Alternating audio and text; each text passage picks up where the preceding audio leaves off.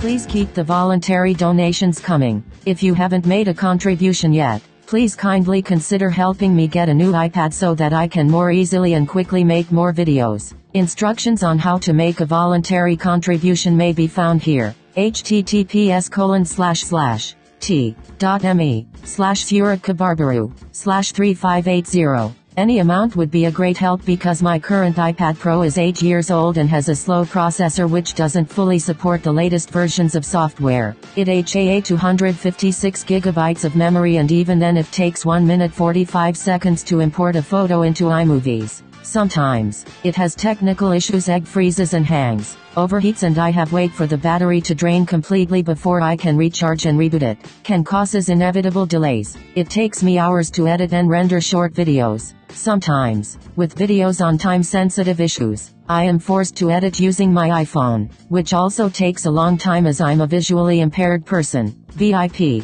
with multiple eye issues. Thanking you in advance. Aslan Adnan, founder Green Party of Malaysia.